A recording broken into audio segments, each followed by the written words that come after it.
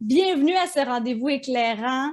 Très heureuse de vous revoir, de vous avoir avec moi à nouveau pour le début de cette saison des rendez-vous éclairants. Donc aujourd'hui, ce soir, je rencontre une femme qui va vous donner plein de beaux trucs pour aider vos enfants à se motiver, à rester motivés durant leur période de devoir. Ça fait déjà peut-être une semaine, 2 semaines que vous avez déjà des plans de travail qui reviennent à la maison, des travaux à faire dans les agendas de vos enfants et peut-être que vous avez déjà des petites réactions chez vous.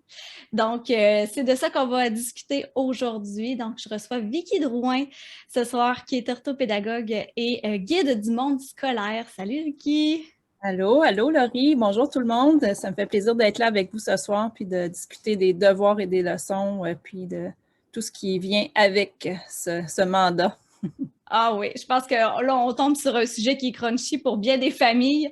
Puis on m'appelle particulièrement là, sur ces sujets-là, là, au niveau des devoirs à la maison. Mais je pense que tu es vraiment la personne pour nous outiller à ce sujet-là. Donc, je prends le temps justement d'inviter les gens qui nous regardent ce soir à commenter et à nous parler peut-être des situations conflictuelles qu'ils peuvent peut-être avoir, des difficultés qu'ils peuvent avoir par rapport à la période des devoirs, des leçons. Inspirez-vous aussi peut-être de ce qui s'est passé dans les années précédentes. Donc, racontez-nous un petit peu quelles sont les problématiques que vous vivez. On va pouvoir regarder ça justement avec Vicky. Peut-être qu'elle a des solutions magiques pour nous ce soir. On va profiter de sa présence pour pouvoir nous faire un petit plan d'action à la maison. D'ailleurs, je vous invite à me saluer si vous êtes là. On aime toujours savoir à qui on s'adresse ce soir. Et si vous nous regardez en replay, mettez-nous un petit hashtag replay. Donc, j'aime ça savoir à qui on s'est adressé même après la diffusion en direct. Si tu penses qu'un parent de ton entourage pourrait être intéressé par ce dont on va parler ce soir, soit les devoirs et la motivation à les faire, n'hésite pas à lui partager ou à le taguer dans les commentaires. Ainsi, on pourra pouvoir lui retransférer l'information. Alors, avant d'entamer ce rendez-vous éclairant, si tu ne me connais pas, tu es arrivé par l'événement et tu dis c'est qui ça, Laurie Boisvert? Je suis coach familial, je suis bachelière en psychoéducation, fondatrice de coaching familial à Lanterne. Donc, mon rôle au quotidien, c'est d'accompagner les familles qui vivent certaines difficultés, que ce soit par rapport au comportement d'un enfant, que ce soit relativement au rôle du parent. Donc, je les accompagne à trouver des solutions pour faciliter leur quotidien, faciliter leur vie, les relations aussi avec les enfants. Donc, on s'assure de reconnecter la famille ensemble, reconnecter avec soi-même pour faciliter le tout. C'est ce que mon équipe et moi, en fait, nous offrons aux familles. Et d'un autre côté, nous offrons également des ateliers, des conférences, des formations et du soutien auprès des intervenants 0-12 ans, donc à titre d'accompagnement et de mentorat, et également de la formation spécifique pour les intervenants. Je ferme la parenthèse et je reviens à toi, Vicky. Donc là, l'année scolaire est débutée, les devoirs ont débuté pour certains. J'aimerais ça justement, avant de débuter, que tu parles un petit peu de toi. En fait, qui es-tu, Vicky? Tu es orthopédagogue depuis combien de temps? Qu'est-ce qui t'a amené à devenir guide du monde scolaire? Et c'est quoi ça, au juste, un guide du monde scolaire? C'est bon. Eh bien, en fait, ça fait plus de 20 ans là, que je suis orthopédagogue de formation.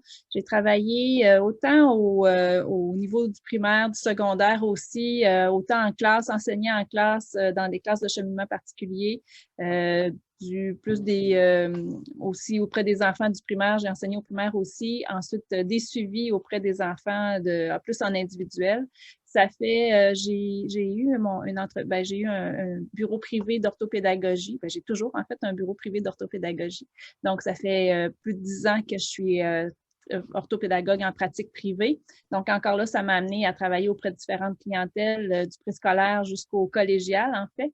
Et puis, ce que je vois à travers ma pratique, ou ce que je voyais à travers ma pratique, c'est que oui, on peut aider les enfants, on les prend dans notre bureau, on travaille des stratégies avec eux, on les retourne en classe, on souhaite vraiment, ou en tout cas, on fait en sorte qu'ils puissent reprendre tout ça dans la classe. Mais souvent, ce que j'entendais, c'est que les parents se sentaient aussi démunis pour accompagner leur enfant.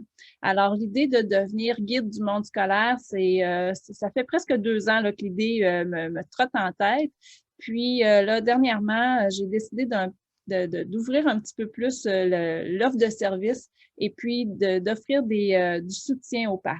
Donc, de cette façon-là, de la façon que je vais proposer les services, je vais pouvoir aider davantage de familles, surtout les parents qui savent que leur enfant, il y a un petit quelque chose, il réussit à l'école, mais bon, il traîne un peu de la patte, il est autour de 60, 65, des fois 70, oups, on arrive à un bon coup, puis des fois, oups, ça retourne vers 50, 55. Donc, on le sait que notre enfant a quelque chose.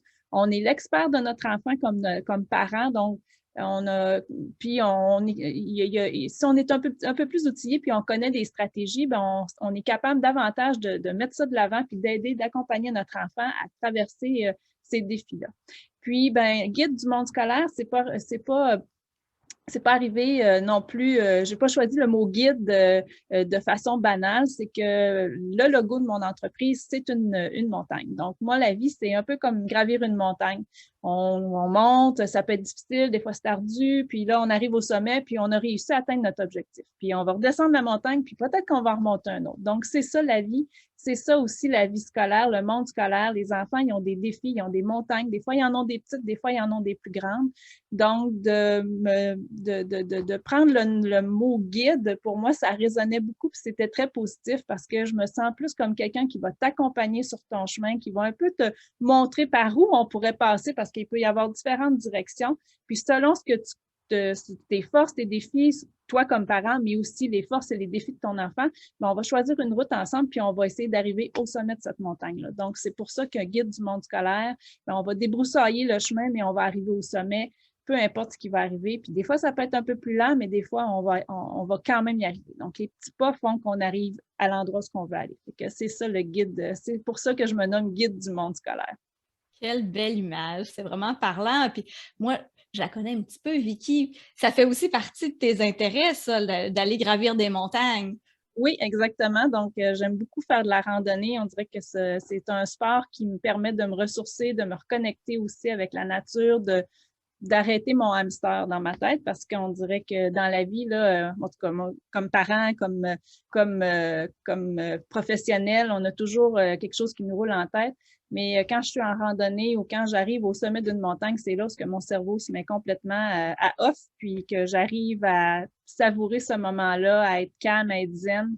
Donc, oui, c'est une image très parlante, mais c'est aussi une activité que j'adore faire. Donc, pour moi, c'est vraiment ça l'image de la vie, c'est qu'on va arriver où est-ce qu'on veut aller. Il faut juste trouver l'objectif ou l'endroit où on veut s'en aller, puis foncer vers ça, puis traverser les obstacles, peu importe ce qui arrive. Donc, oui, c'est une belle activité. Quand on veut décanter, là, c'est vraiment un endroit parfait. Pas besoin de faire des grosses montagnes. Ça peut commencer juste par des petits monts, puis après ça, tranquillement, on y va avec un petit peu plus de défis. C'est intéressant de voir justement la jonction entre la personne et l'idée de l'entreprise aussi qui va avec ça, c'est bien. Ouais. J'ai le goût de commencer avec toi avec une question qui va peut-être c'est diviser un peu les parents qui nous écoutent aujourd'hui, puis même les spécialistes ne s'entendent pas nécessairement là-dessus. L'an dernier, deux enseignants de mes enfants nous ont dit cette année, on ne donne pas de devoirs et leçons parce que des études ont dit que c'était pas si efficace que ça, alors que d'autres professeurs vont être très vont prôner beaucoup là, les devoirs, les leçons à la maison, faire une continuité. Toi, étant justement dans ce milieu-là, d'un, sens-tu la controverse? Et de deux, tu te positionnes comment par rapport à ça? Ben, c'est sûr que c'est ça. Je pense que c'est propre à chaque enseignant un peu de la façon qu'il va enseigner, la façon qu'il va faire les travaux en classe ou qu'il va proposer, sa planification va être organisée. Ben, il va peut-être valoriser plus du temps ensemble ou valoriser davantage la lecture. Puis ou des tâches complètes qu'on peut faire à la maison, des jeux pour pouvoir venir chercher ce qu'on a besoin de compléter comme information. Si je parle moi comme parent, c'est sûr que j'ai 3 grandes adolescentes, là, je suis passée par là, de faire des devoirs, tout ça. Je sais comment la routine peut être très difficile, là, métro, boulot, dodo, quand au retour du travail, vite le souper, vite les devoirs, vite tout ça. les bains puis le dodo, on sent qu'on n'a pas suffisamment de temps avec notre enfant. Donc, comme parent, c'est sûr que ce qu'on souhaiterait, c'est, ou en tout cas moi, ce que je valoriserais aussi, c'est de passer du temps de qualité avec notre enfant. Donc, qu'est-ce qui va faire qu'on va pouvoir passer ce temps-là puis que ça ne sera pas conflictuel parce que c'est pas même moi là comme même si j'ai plein de qualifications comme orthopédagogue puis que je sais quoi faire, ça veut pas dire que ça se passe à merveille avec mes enfants non plus. Un cordonnier mal chaussé là, ça je le dis souvent, c'est pas plus merveilleux chez nous que ça peut l'être chez vous. Donc, mais quand on se dit que bon, on va essayer de prendre ça puis de trouver une façon que notre enfant va répondre à la demande qui est faite. Donc, on sait que bon, ben parfois c'est peut-être plus pour venir compléter l'information ou pour mémoriser aussi. Bon, il y a toujours les mots de vocabulaire. Il faut développer, il faut les apprendre, les mots de vocabulaire. Il n'y a pas tant de façons. Mais moi, ce que je me dis comme ortho, c'est que si on peut faire des tâches réelles, donc c'est sûr qu'il y a des mots de vocabulaire qui se placent un peu moins bien, mais toutes les occasions qu'on peut prendre ou qu'on a pour faire écrire notre enfant. Des fois, ça peut être la liste d'épicerie qu'on va lui faire écrire. Comme ça, ils vont pouvoir réfléchir à « Ah, mais ça s'écrit comment ce son-là? » Donc, quand on est dans une tâche réelle, l'enfant va s'arrêter, va se questionner, va poser des questions. Donc, oui, ça se peut que ce ne soit pas les mots de la semaine, mais du fait qu'on va avoir travaillé dans une tâche réelle, on va arriver à y faire découvrir les sons qu'il faut qu'il apprenne puis qu'il faut qu'il mette ensemble pour écrire les mots. Puis après ça, plus il va le faire, cette réflexion-là, plus il va arriver à l'automatiser puis à le faire par lui-même. Même chose avec la lecture. C'est sûr que plus notre enfant on l'expose au livre, on lui en lit beaucoup, donc de partager la lecture avec lui, qu'il nous voit lire aussi, donc on devient un modèle, hein, quand plus les parents lisent autour, plus on est des modèles, plus les enfants vont vouloir faire comme nous aussi. Donc, moi, je trouve que, par exemple, la lecture, ben oui, ça peut être la lecture de l'école, mais aussi, on pourrait prendre un temps pour lire une histoire le soir, juste tout en famille. Chez nous, on a le livre Les histoires d'Édouard Toulaine, où ce que ça a été comme le livre de la famille. On a relu souvent ce livre-là. Donc, des fois, ça peut être que le parent va lire un peu plus, un plus long bout, puis l'enfant va lire une plus courte partie, mais c'est de scinder la tâche pour que ça ne soit pas trop compliqué. Donc, la question, c'est est-ce qu'on a besoin de faire des devoirs, des leçons? Ou, je pense que oui, mais plus on va faire des tâches réelles, plus ça va être facilitant puis ça va être ludique. La cuisine est une bonne façon aussi de faire des mathématiques puis de faire des fractions. Des fois, ce n'est pas juste de s'asseoir en avant d'une feuille puis de faire plein d'exercices. Donc, je dirais que oui, il y a des exigences de la classe, puis notre enfant, on ne veut pas le mettre dans une position où on va dire, ben non, on ne fait plus de devoirs à la maison parce qu'on veut jouer. Donc, il faut trouver comme un juste milieu, puis être capable d'arriver à faire un peu. Il y a quand même un minimum qu'il faut faire, le veut pas, mais c'est ça. Plus on fait des tâches réelles, plus ça peut être facilitant de faire des devoirs puis des leçons. OK. Fait qu'on n'est pas nécessairement obligé de rester assis à la table à faire la tâche demandée. Plus c'est ludique ou moins ça a l'air d'être une période de devoir, plus facile ça risque d'être aussi, là. C'est sûr que c'est ça, hein, on a tendance comme parents à vouloir faire apprendre comme nous, on apprend aussi. Donc, si nous, on était bon à retenir des mots en les écrivant, ben on pense que c'est peut-être la seule façon qu'on va avoir d'apprendre des mots de vocabulaire. Mais, puis là, je parle souvent des mots de vocabulaire parce que c'est souvent ça qu'on a qui est récurrent dans les devoirs leçons de nos enfants.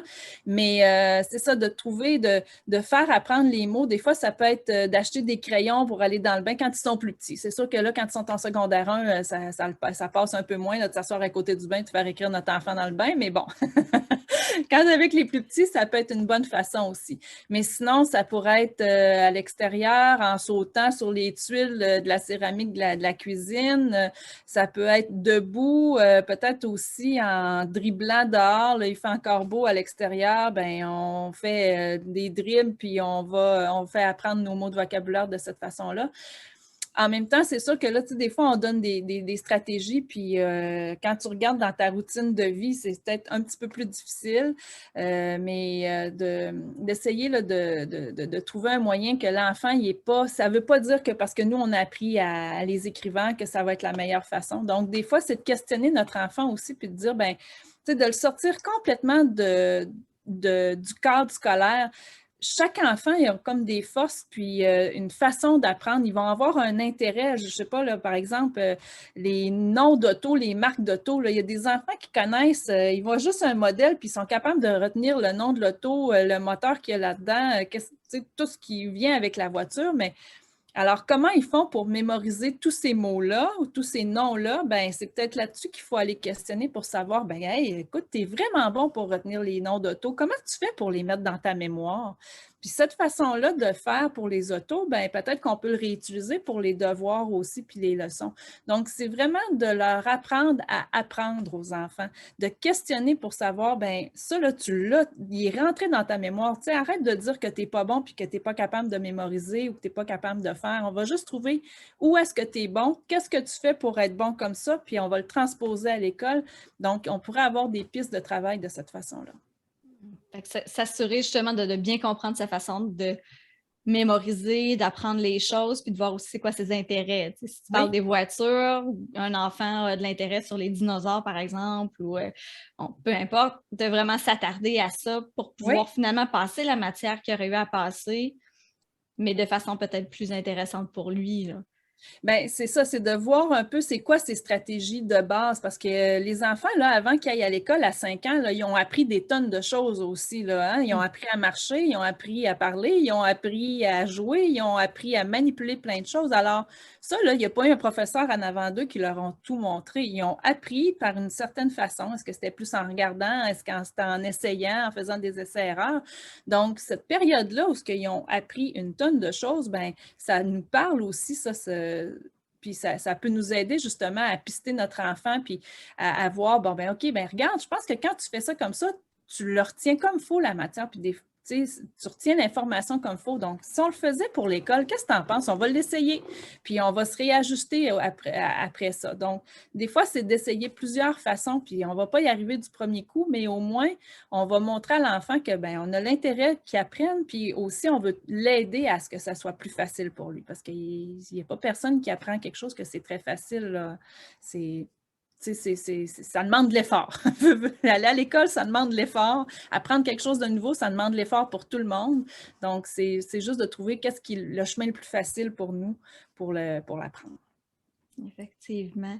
J'ai Chantal et Marie-Michel qui sont là et qui te saluent d'ailleurs. Je prends un petit moment pour passer le message. Salut les filles. D'ailleurs, pour les personnes qui sont présentes, si vous n'étiez pas là au début, je vous invite à nous partager les problématiques que vous vivez par rapport à la période de devoir, des trucs que vous anticipez peut-être qui pourraient arriver. On a Vicky qui est là pour répondre à vos questions, donc c'est le temps de nous les partager.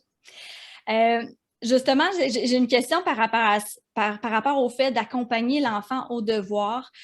Quand les enfants arrivent pour faire la période de devoir, nous, on est là pour les motiver. Des fois, on a comme l'impression de vouloir plus qu'eux autres. Et à l'école, souvent, c'est plus facile. Ils sont dans une espèce de cadre scolaire. Il y a l'autorité aussi qui fait en sorte que, bon, tout le monde va dans le même sens, tout le monde suit un peu ce qui est présenté par l'enseignant. Mais quand on arrive à la maison, il y a l'espèce d'aspect plus émotionnel qui vient en ligne de compte, puis souvent, bien, les prises de bec vont commencer, ou nous, en tant que parents, on va perdre patience, les enfants vont niaiser un petit peu plus. Je ne sais pas si vous, parents, vous avez déjà vécu ça. Je sais que chez nous, c'est déjà arrivé. Alors, toi, qu'est-ce que tu nous donnerais comme stratégie pour éviter de tomber là-dedans, justement? Ben, c'est sûr que de choisir la période, hein, en tout cas, quand on revient du travail, on n'est pas nécessairement en forme ou en tout cas, on est plus fatigué. On a notre journée dans le corps, on a peut-être eu de la circulation, c'est peut-être justement un peu accroché avec quelqu'un au bureau ou en tout cas, on a un gros contrat, un gros mandat, puis qui fait qu'on en a plein nos oreilles. Là, on revient avec la routine, c'est comme le temps de décanter, on n'a peut-être pas eu beaucoup. Bien, il faut se dire que les enfants, c'est la même chose aussi. Ils vivent la même réalité. Aller à l'école, bien, pour nous, ça semble facile, mais c'est quand même du travail pour eux aussi. Donc, Moi, je pense que pour éviter les prises de bec, ou en tout cas pour qu'il n'y en ait pas trop les soirs de semaine où ce que c'est là, où ce que ça roule vraiment, on revient à la maison, il est peut-être 5h15, 5h30, là, il faut vite, vite, vite le souper. Bon, les parents qui sont autour de l'îlot pour préparer le souper, puis les enfants, on voudrait qu'ils soient autonomes, qu'ils s'assoient comme des anges à la table, puis qu'ils fassent leurs affaires tout seuls, mais c'est pas ça. Puis chez nous non plus, c'était pas ça. Donc, ça, c'est comme une image, c'est illusoire de penser ça. Alors, je pense que le premier truc, ce serait vraiment de trouver ce serait quoi le meilleur temps pour qu'on ait le temps de s'asseoir, de réfléchir ensemble, que l'enfant aussi, il y a eu comme une transition entre les deux. Oui, il est allé au service de garde, mais en même temps, ça demande quand même, tu sais, il est quand même sollicité au service de garde. Donc, est-ce que, par exemple, moi, je sais que chez nous, la fin de semaine, ça fonctionnait bien d'avoir les devoirs, de prendre un peu d'avance sur les leçons ou les devoirs. Donc, le samedi matin ou le dimanche matin, on prenait 1 heure ou 45 minutes, puis là, bon, on essayait d'avancer le plus possible. Donc, c'est de voir avec notre enfant, bien, ça serait quand le meilleur moment? Des fois, ça pourrait être le matin aussi avant d'aller à l'école, donc on est plus frais, on a dormi, on est plus reposé, on est plus calme, on n'est pas dans une grosse routine. Donc, de choisir le meilleur moment qui fait qu'on n'est pas sous pression, ni nous comme parents, ni l'enfant non plus. Ça, je pense que ça pourrait déjà là éviter des prises de bec. Aussi, un autre truc, ou en tout cas, c'est ça, une façon que moi j'avais d'imaginer avec mes enfants, qu'est-ce qui pouvait interférer pour les devoirs? C'est comme si je séparais le cerveau en 3 étages. Donc, vous allez peut-être un peu trouver ça cocasse, mais j'avais comme un terme pour chacun. Fait que c'est pas qu'il y a 3 étages, mais bon, avant d'arriver à apprendre au 3e étage, disons, bien, il y a 2 autres étages qui sont super importants. Donc, il y a le reptilien, le cerveau reptilien. Puis là, j'imagine ça, là, moi, je l'appelais, c'était Julien le reptilien. Puis ça ne vient pas de moi, là, c'est une psychoéducatrice, justement, qui s'appelle Janie, son nom de psychoéducatrice, c'est Janie Clown, c'est elle qui a imagé ça. Puis je reprends son livre parce que pour moi, c'était parfait là, pour l'imaginer. Donc, Julien le reptilien, là, lui, là, c'est j'ai faim, j'ai soif, il est comme tout le temps ses nerfs, c'est comme un reptile, là, donc c'est notre cerveau ancien, que lui, là, les besoins de base doivent être comblés avant qu'on puisse monter au 3e étage pour apprendre. Donc, si j'ai faim, bien, c'est sûr que je ne serai pas capable de m'asseoir pour étudier. Si j'ai soif, si j'ai envie de pipi, si je suis un peu inquiète, quelque chose, il y a une situation qui m'inquiète, bon, j'entends un bruit, oups, c'est quoi? Donc, il faut calmer Julien le reptilien. Donc, il faut s'assurer que lui, il est tout correct. Avec une petite collation, un petit verre d'eau, un petit pipi, tu sais, tout régler ça. Après ça, il y a Frédéric Lalimbic. Donc, elle est plus dans les émotions. Donc, est-ce que j'ai eu une chicane avec mon ami dans le cours de récréation? Est-ce que mon professeur, il me parle un peu fort, puis là, je suis un petit peu inquiet ou j'ai peur de donner ma note d'examen parce que j'ai vraiment pas bien réussi. Je sais pas trop comment mes parents vont réagir à cette note-là. Donc, tout ce qui est émotif vient aussi interférer. Donc, je ne suis pas capable encore de monter à mon cerveau, à mon cognitif pour apprendre. Donc, ça, c'est peut-être le temps aussi de prendre le temps de valider avec notre enfant. Les besoins de base sont-ils comblés? Y a-t-il une émotion? Y a-t-il une chicane qui s'est passée où il est trop content? Ou il y a une fête qui s'en vient en fin de semaine chez son ami? Il est super excité. Donc là, de calmer le jeu par rapport à tout ça pour dire, bon, mais là, oui, je comprends que tu es content, mais il faut quand même là, passer à Alex le cortex. Donc, au cortex, c'est là ce qu'on apprend. C'est comme notre bibliothécaire un peu, là.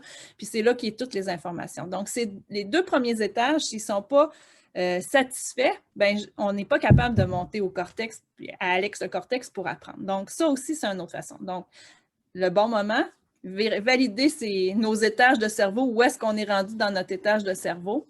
Puis, après ça, ben, c'est peut-être de commencer... une autre façon, ce serait peut-être de découper la tâche, hein, parce que, bon, ben, les devoirs, là, ça nous paraît super gros. On pense qu'on ne va jamais finir de passer à travers ce qu'on a à faire, mais de découper les tâches en plus petites bouchées. Puis des fois, ça pourrait être d'utiliser une minuterie aussi. Donc, il y a la méthode Pomodoro qu'on appelle, où on fait un temps de travail, puis on a une pause. Donc, normalement, ce serait comme 25 minutes de travail, 5 minutes de pause, mais avec les plus jeunes, on peut adapter ce temps-là. Donc, par exemple, on pourrait dire, bon, ben, on travaille 10 minutes très, très concentrées. On prend 2 minutes de pause, ou ce que cette pause-là, ben, tu peux faire ce que, tu sais, tu peux peut-être aller rejouer au Lego, aller, je sais pas moi, aller regarder, tu sais, prendre une petite bouffée d'air dehors, aller flatter le chien. Puis après 2 minutes, oups, on revient, on refait encore un 10 minutes. Donc, de découper les tâches comme ça, puis de les varier, mais ça va permettre à l'enfant de passer à travers tout son plan de travail sans qu'il trouve ça trop lourd, puis sans qu'il soit assis pendant 1 heure de temps intensivement. Donc, je pense que déjà là, si on essayait ces 3 choses-là, bien, ça pourrait peut-être faire une bonne différence dans la façon ou l'attitude de notre enfant face aux devoirs. Parce que souvent, c'est notre enfant, là, puis je le dis, là, cordonnier mal chaussé ici, il sait qu'il y a notre amour, notre enfant. Puis ça, il ne perdra pas ça. Là. Peu importe qu'il fasse le bacon à terre pour les devoirs ou qu'il ne veulent pas les faire, il sait que ça, c'est gagner l'amour. Mais c'est sûr, puis avec les autres, mais ça va mieux fonctionner. Donc, c'est pour ça que ça devient un peu plus difficile. Mais aussi, il faut se dire qu'un enfant, là, il ne fait pas exprès non plus de ramener des mauvaises notes. Donc, s'il y a quelque chose parce qu'il sait qu'il n'est pas évalué, mais bon, il voit notre face là, quand il arrive avec un bon résultat, les yeux, puis on est content, puis yeah, bravo, t'es champion. Puis quand il arrive avec un 55 ben là, c'est comme, ben voyons, qu'est-ce que t'as fait, comment ça, t'as pas réussi. Puis il connaît notre discours. Là. Ça prend pas ben des tests là, pour savoir qu'un beau résultat, ça marche, puis un mauvais résultat, ça marche pas. Mais s'il amène toujours des mauvais résultats, là, votre enfant, il fait pas exprès de faire ça. Ça veut dire qu'il y a quelque chose, il y a un drapeau rouge qui est levé, donc il faut trouver c'est quoi ce drapeau-là, puis résoudre le problème qui est en dessous de tout ça. Donc, c'est ce que je dirais là, par rapport à ça. Oui, puis c'est important dans le fond de rester toujours ouvert justement à notre enfant, puis de lui laisser la place à expliquer où est-ce qu'elles sont ses difficultés, plutôt que de s'arrêter justement à la note et de dire écoute, là, ça ne fonctionne pas, organise tes flûtes pour que ça aille de mieux en mieux. Là, fait qu'à un moment donné, il y a ça aussi. J'aime vraiment ça, l'image des 3 étages. Puis on peut faire le parallèle avec le parent aussi. Si le parent arrive, puis c'est ça, il a faim, il sait qu'il a son souper à faire, il est frustré de quelque chose qui s'est passé au travail, ou il arrive à la maison, puis là, les enfants crient, puis ça court partout. À un moment donné, ils sont saturés d'informations. Fait qu'à partir de ce moment-là, c'est difficile aussi de se mettre en état de calme pour accompagner notre enfant aussi. Fait que je pense que c'est important aussi de calmer notre propre cerveau pour être capable de faire le travail. Là. Exactement. Puis, tu sais, ça pourrait même être une image qu'on colle puis qu'on me dit, OK, moi, on s'évalue personnellement chacun pour dire, hey, là, je suis là. C'est pas un bon moment de commencer ça. On peut-tu décaler de 15 minutes, 20 minutes, ou on en fait moins à soir, on en fait un petit peu plus demain? Tu sais, il y a moyen je pense que la façon que les enseignants font le plan de travail, il y a moyen de trouver un juste milieu puis d'arriver à faire la tâche en le découpant, puis en prenant soin de nous aussi, puis de notre enfant, puis de la relation qui est importante, parce que si on brise ce lien-là de relation, ben plus ça va aller, plus ça va se dégrader, puis moins notre enfant, il va avoir le goût, là, il va voir ça comme vraiment une punition de venir faire des devoirs, alors que c'est pas là qu'on veut aller. On veut vraiment faire en sorte que ça soit, somme toute, agréable de faire ce moment-là. Là. Exactement. Puis ça va quand même vite, justement, là, si on a eu quelques soirées où est-ce que ça a été plus difficile de reprendre ça puis de faire en sorte que ça devienne quelque chose d'agréable, autant pour l'enfant que le parent, il y a un travail à faire pour que ça soit du positif la majorité du temps. Là. Oui.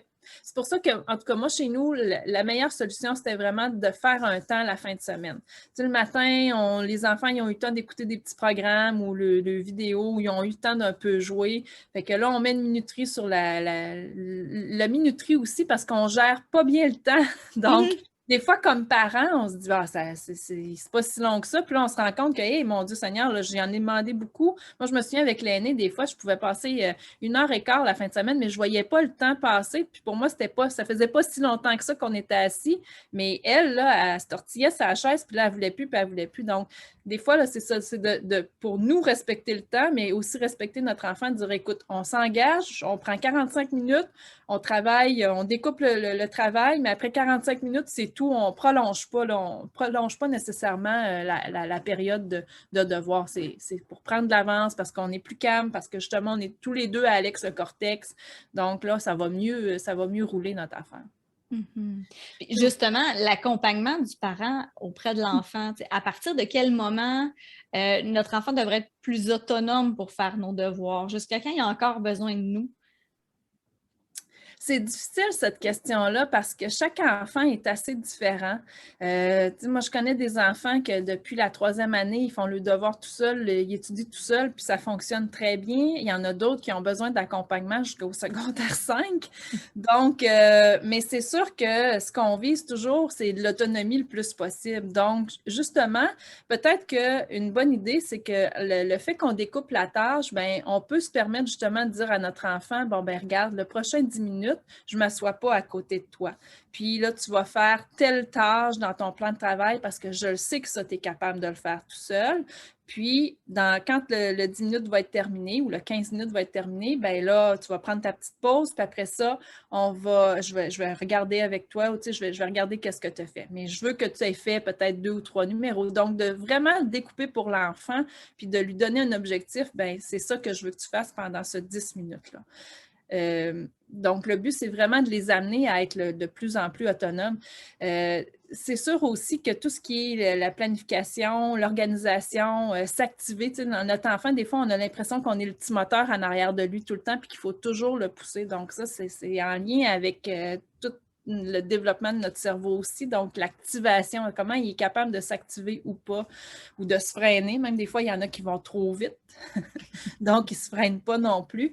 Donc, c'est pas inné, puis c'est pas quelque chose qui arrive naturellement comme ça. Donc, il faut modéliser à l'enfant comment on veut que ça se fasse, qu'est-ce qu'il doit faire pendant ce temps-là, comment il peut se vérifier s'il va trop vite aussi. Donc, des fois, ils font les numéros, mais ils réfléchissent pas, ils font plus en automatisme. Donc, de lui montrer, OK, attends, là, tu es allé vite, ben voici, moi, là, quand je fais quelque chose comme ça rapidement, pour être certain que je suis correct, ben je retourne voir, tu sais, pour aller valider, ben c'est-tu correct? Est-ce que j'ai bien fait ça?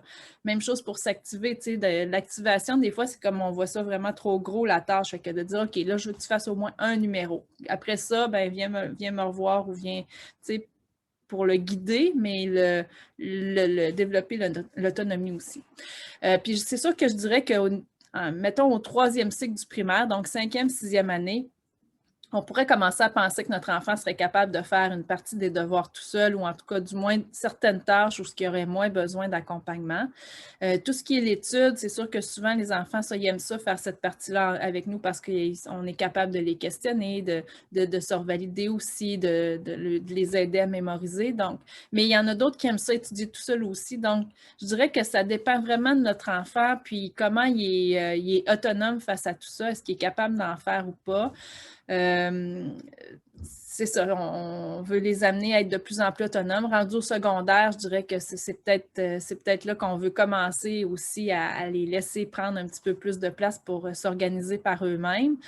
Des fois, c'est pas mauvais là, qu'ils se cassent un peu le nez puis qu'ils réalisent que, oups, finalement, là, ma façon de faire, c'est peut-être pas la bonne façon. Donc, on va se réajuster aussi parce que de trop vouloir ou de trop insister tout le temps pour dire faut que tu fasses, ben, l'enfant, il y a tout le temps quelqu'un en arrière qui le récupère. Donc, il ne développe pas son organisation puis sa planification. Donc, puis ça, on le voit rendu au collégial. Des fois, là, il y en a que c'est là où ce que ça a été.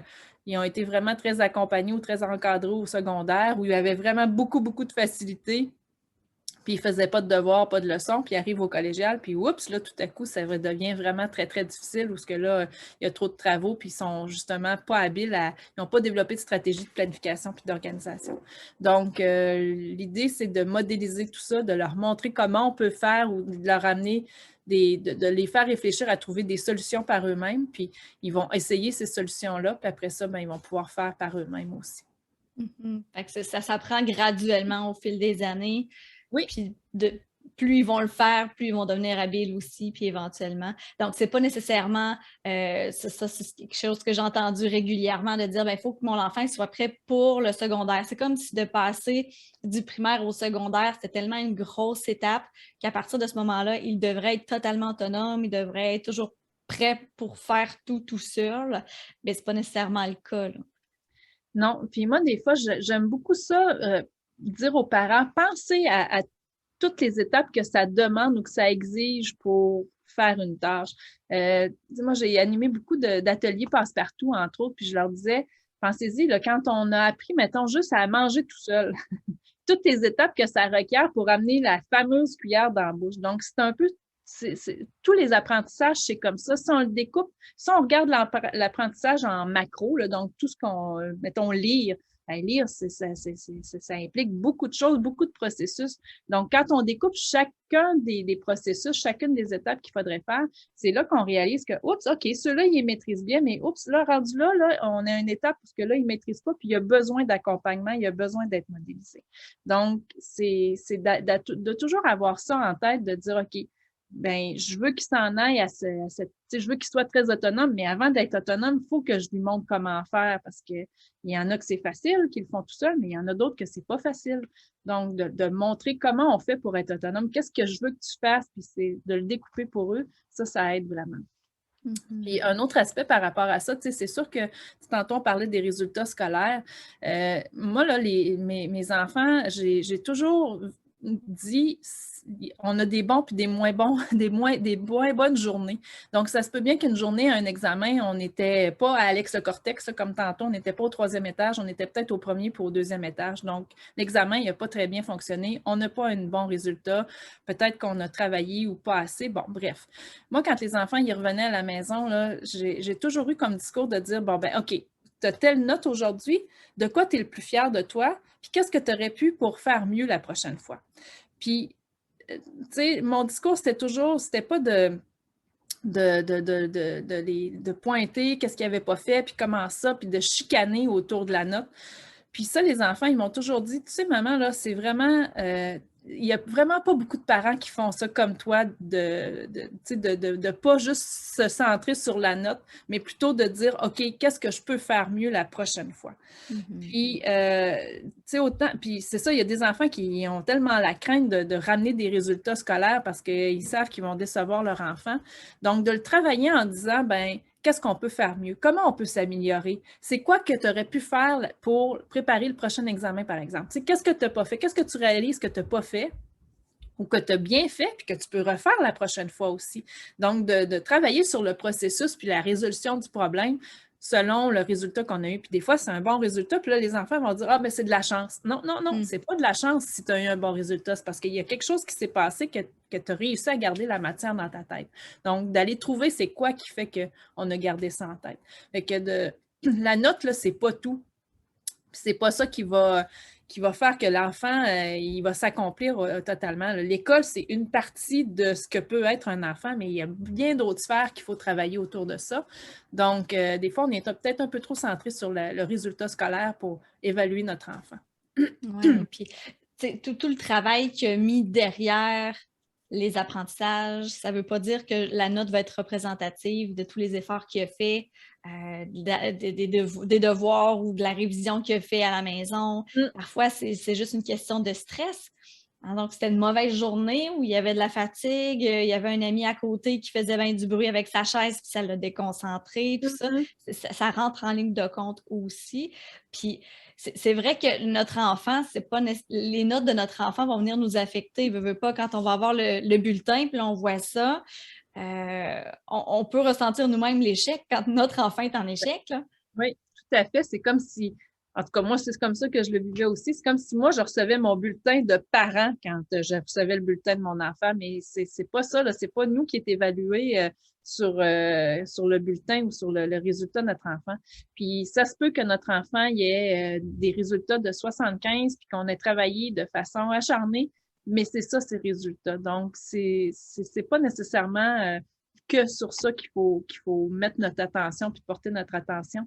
Et moi, j'ai toujours dit que le levier principal pour que notre enfant puisse persévérer, continuer, vouloir avancer, c'est son estime de lui-même. Donc, quand on a l'estime de soi suffisamment forte puis bien construite, ben on va foncer coûte que coûte puis on va vouloir avancer. Mais dès que là, on commence à entendre notre enfant dire « Ouais, mais là, moi, je suis pas bon, puis je réussirai pas, puis je suis pas capable de faire ça », bien là, déjà, ça devrait être un signal d'alarme parce que ça commence justement à l'affecter, notre enfant, par rapport à ce qu'il vit. Puis c'est c'est souvent par rapport aux résultats scolaires. La première chose qu'on regarde, ils comprennent assez vite que, ben, ah oui, ça c'est bon, c'est une bonne note, puis moi, j'ai pas une bonne note. Donc, c'est par rapport à ça qu'ils se jugent puis qu'ils s'auto-évaluent, alors que c'est une parcelle de ce qu'ils peuvent faire ce qu'ils peuvent regarder pour démontrer leur potentiel ou se valoriser ou en tout cas se comparer à eux. C'est quoi leur miroir en avant d'eux? C'est pas juste un résultat scolaire. Donc, l'estime de soi, là, c'est le levier le plus important qu'il faut préserver coûte que coûte à travers l'école. Puis c'est particulièrement pour dans une famille, si on a 2 enfants, par exemple, qui ont des résultats scolaires qui sont différents, qui ont plus de facilité que l'autre. J'imagine que justement, au niveau de l'estime de soi, on a toujours le comparatif de l'autre qui a la facilité et de l'autre côté, moi, j'ai de la difficulté. Ça peut être ça peut être confrontant régulièrement, là. Oui, oui, tout à fait. Puis, c'est pour ça que ce genre de discussion-là, en tout cas par rapport au bulletin, c'est important peut-être de prendre un temps tout seul ou uniquement avec notre enfant, puis les résultats de notre enfant, puis de s'asseoir tout seul avec lui pour regarder tout ça, puis voir c'est où que ça accroche, qu'est-ce qu'on a bien réussi, plutôt que de faire ça en grande tribu, là, moi j'appelle ma tribu chez nous, là. Donc, de faire ça en grande tribu, c'est pas chouette justement pour l'estime de soi. Donc, puis justement, les enfants, ils réalisent aussi, donc ils sont capables de voir. Là, moi, je me souviens, ma plus vieille, quand elle a fait, ils ont 2 ans d'écart, la plus vieille puis la deuxième. Puis quand ma deuxième est arrivée pour aller en 3e année, elle a demandé à sa grande sœur, ben là, c'est difficile la 3e année, comment ça va se passer? Puis la plus vieille avait dit, ben, tu sais, c'est toi, là, pour toi, ça sera pas difficile parce que tu réussis facilement, mais moi, j'avais trouvé ça un peu difficile la 3e année. Fait que, tu sais, c'est ce genre de discours-là que les enfants, là, c'est pas nous qui avait dit, ça va être difficile. C'est vraiment elle, de son regard d'enfant, qu'elle avait évalué tout ça. Donc, c'est important tu sais, chaque enfant a ses forces, chaque enfant a son défi, ses défis, de travailler spécifiquement par rapport à ça, puis de mettre l'emphase sur ce qui réussit bien, puis ce qui peut faire en sorte que ça va l'élever vers le haut, puis de pas nécessairement pointer devant tout le monde c'est quoi les défis. Ça, c'est super important là, pour préserver tout ça, puis que l'enfant, il sente qu'il peut s'accomplir dans bien d'autres choses. Moi, j'en ai 3 enfants, j'ai 3 modèles différents. Puis, rapidement, là, rapidement, non, c'est pas vrai. La première, elle s'appelle Enfant Test. Donc, elle dit toujours, ben c'est ça, moi, je suis l'enfant test. Donc, c'est tout avec moi que vous testez vos affaires. Mais, c'est ça, tu sais, avec l'aîné, on essaie des choses, puis on est plus strict, alors qu'avec la dernière, entre autres, ben là, on laisse aller, on a un lâcher-prise qui est peut-être un petit peu plus facile à faire parce que, justement, on a appris des leçons avec la plus vieille. Donc, des fois, de comprendre que, oups, ils sont tous différents. On ne pourra pas appliquer la même recette avec aucun de nos enfants parce que ce qui marche avec un ne va pas nécessairement fonctionner avec le deuxième puis ni avec le troisième. Donc, c'est toujours un nouveau modèle qu'on a. Puis, on n'a malheureusement pas le petit guide d'emploi qui vient avec eux autres. Donc, il faut essayer des nouvelles choses. Il faut changer notre façon d'approcher, d'entrer, de communiquer avec eux.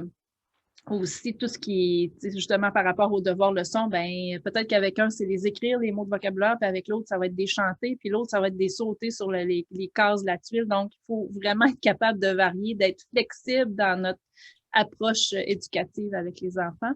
Parce que si on est trop juste sur un modèle, puis qu'on s'adapte pas à notre enfant, puis, tu sais, s'adapter, c'est pas de les laisser faire tout ce qu'ils veulent puis de répondre à tous leurs caprices. C'est vraiment d'être capable de dire, bon, ben avec lui, c'est comme ça que ça fonctionne, puis avec un autre, c'est plus ça, puis avec lui, ben c'est ça. Moi, j'en ai 3, là, fait que je donne 3 modèles différents, mais peu importe le nombre qu'on a, c'est vraiment d'être capable d'aller faire la lecture de notre enfant, de lire c'est quoi son tempérament, puis comment est sa personnalité pour pouvoir s'ajuster à ça aussi.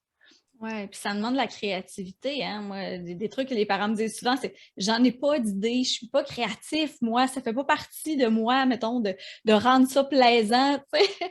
De quelle façon est-ce que il serait en mesure d'aller chercher justement des suggestions? Est-ce que toi, de ton côté, tu offres cet apport-là auprès des parents pour essayer de trouver les bonnes façons de faire pour pouvoir aider leurs enfants? C'est sûr qu'avec les enfants du primaire, ça reste quand même plus facile de les accompagner. Il il y a des jeux, le village des valeurs là, est un excellent endroit pour aller chercher des jeux des fois pour trouver. Entre autres, il y a des fois, moi je me souviens pas du nom du jeu, mais c'était un jeu, là je voudrais le nommer, je vois l'image dans ma tête du jeu, là, mais c'est comme des petites portes qu'on ouvre, puis qu'on pourrait mettre des mots de vocabulaire là-dedans. Donc, des fois, là, ça peut être des choses très, très simples. Il y a c'est ça, la façon ludique, donc des jeux qu'on va peut-être changer les cartes pour venir travailler, ou sinon, ça pourrait être un jeu de serpent à échelle à la limite qu'on joue, puis quand on arrive sur une case, ben, on épelle un mot. Donc, des fois, là, d'insérer comme ça ce que les enfants aiment faire pour pouvoir passer du temps avec eux, mais que ça soit pas vu comme une corvée, mais plus comme, ah ben, on va s'amuser en faisant nos mots de vocabulaire. Tantôt, je parlais des crayons, donc des fois, d'écrire les fameux tableaux effaçables. Là. Moi, ça, là, j'en avais un dans mon bureau, là, puis les enfants, là, ils venaient étudier le mot de vocabulaire. Le tableau effaçable, je pense que dans une maison, là, c'est comme un must à avoir. Ouais. Parce que tout le monde aime écrire sur les tableaux effaçables. On a eu des tableaux noirs aussi là, avec de la peinture, puis la craie, ça aussi, ils écrivaient leurs affaires là-dessus. Donc, je pense que ça, là, ça fait comme on joue à l'école, ça, c'est le fun. Puis, ils écrivent toujours les mêmes mots, là. C'est juste que c'est différent.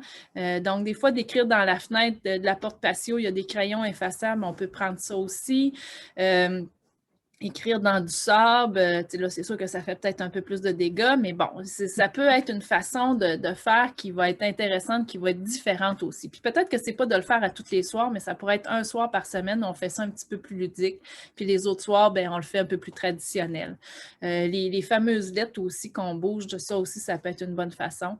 C'est sûr que tout ce qui est une tâche réelle, pour moi, ça reste comme une façon idéale de travailler lecture, écriture. Donc, ce que j'entends par une tâche réelle, ça pourrait être on écrit une lettre à mamie ou on écrit une nouvelle histoire ou on invente un jeu. Donc, tout ça va faire en sorte que l'enfant va mobiliser plein de compétences puis qu'il va utiliser pour faire la tâche. Donc, ça peut être vraiment quelque chose qui peut être intéressant.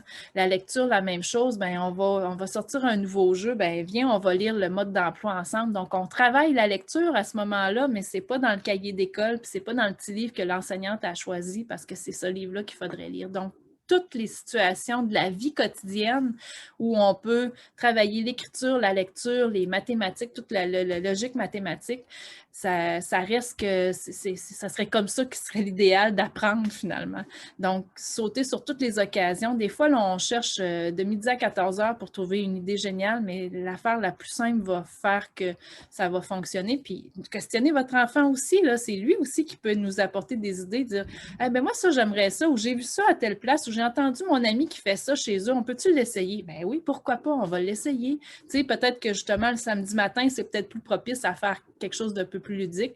Le soir, peut-être un peu moins, mais je pense que c'est de se questionner puis de voir ensemble comment on peut faire. C'est sûr qu'Internet là, regorge d'idées. Il y a plein de professionnels qui en font plein, des pages Facebook aussi. Donc, des fois, il ne faut pas nécessairement chercher très, très loin pour arriver avec quelque chose. Puis, quand on tient le filon ou qu'on a un jeu, là, moi, des fois, j'avais tendance à vouloir changer le petit modèle ou de prendre d'autres choses pour être encore un peu plus créative. Mais des fois, là, c'est, tu sais, relire le même livre, là, c'est plate pour nous, mais c'est de la lecture. Ça fonctionne. Fait qu'on les garde, là, ces précieux-là qu'on a puis qu'on développe avec notre enfant. Ou si c'est de, je sais pas, moi, d'aller courir dehors pour apprendre les mots de vocabulaire, ben let's go, on va courir dehors puis on va apprendre les mots de vocabulaire. Il y en a des enfants qui ont besoin de bouger pour apprendre.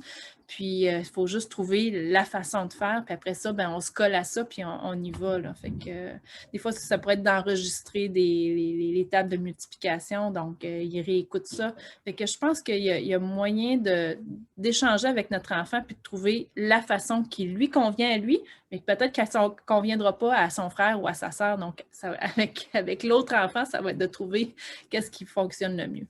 Puis, tu sais, des fois, on a plusieurs enfants qu'il faut superviser pour les devoirs. Ben justement, pardon, on disait tantôt d'utiliser peut-être la méthode Pomodoro où on découpe les tâches, ben, le temps que toi, tu fais quelque chose, le premier, l'aîné, fait 10 minutes tout seul, ben, le prochain 10 minutes, on peut le prendre avec le deuxième pour pouvoir justement l'aider à travailler les mots de vocabulaire, puis on partage un peu notre temps comme ça. Mais je pense que de cette manière-là, ben, on n'a pas besoin d'être une pieuvre puis tentaculaire pour essayer de superviser tout le monde, de découper comme ça, puis de dire, bon, ben là, c'est son temps à lui que j'accorde. Quand on en a trois, là, moi, je parle toujours trois, mais les deux autres... Ça me parle parce que j'en ai trois aussi, là. Les deux autres, tant mieux si vous en avez juste deux, là, mais bon, à trois, ça demande un petit peu d'organisation. Fait que, tu sais, de dire, bon, ben là, toi, tu fais ça, puis là, toi, je t'aide. Puis on change l'aide. C'est sûr que, tu sais,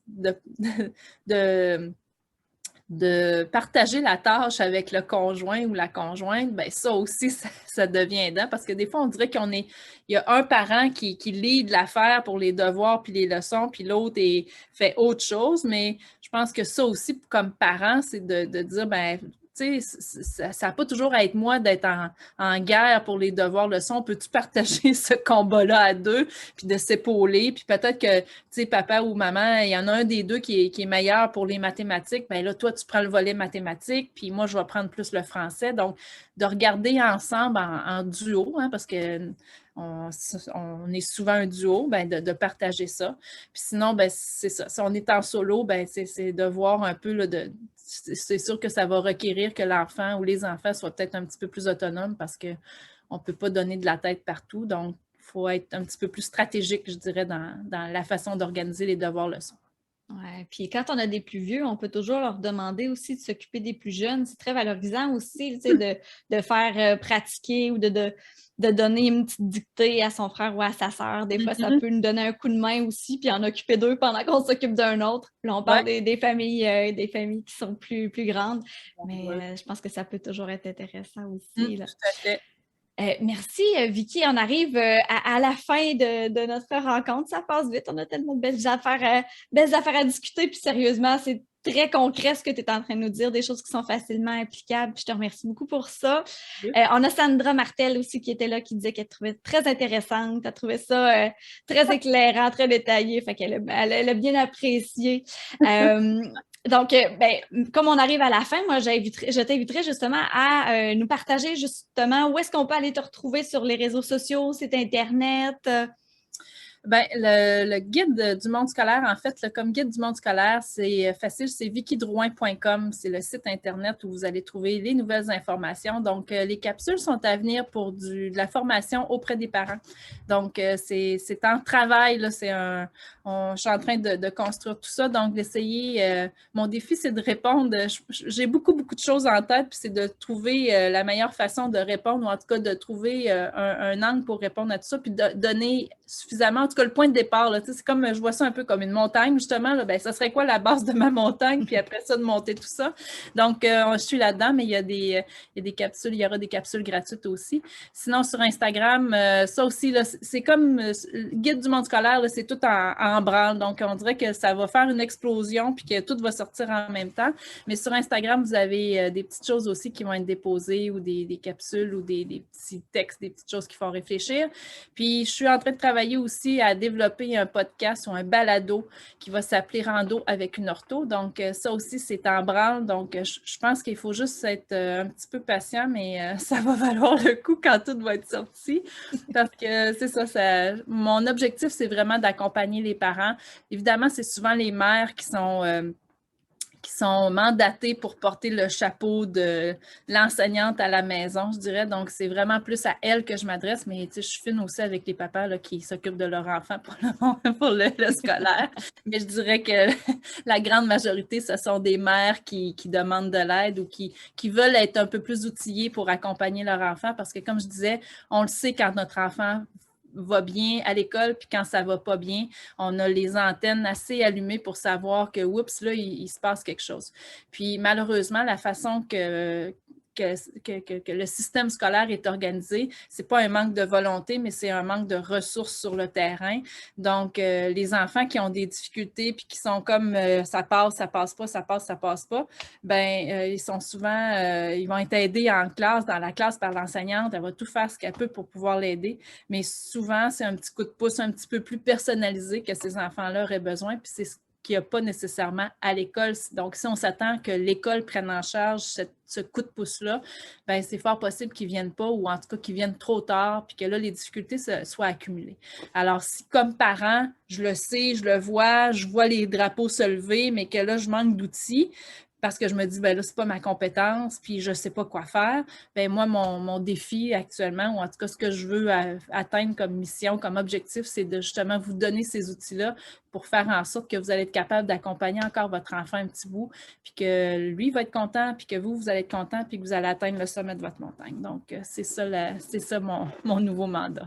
Ah, c'est génial. Puis, tu sais, de pouvoir justement se décoller de la situation, en discuter avec toi, voir quelles solutions sont possibles. Je pense que c'est le meilleur cadeau qu'on peut se faire, nous, en tant que parents, puis surtout pour nos enfants.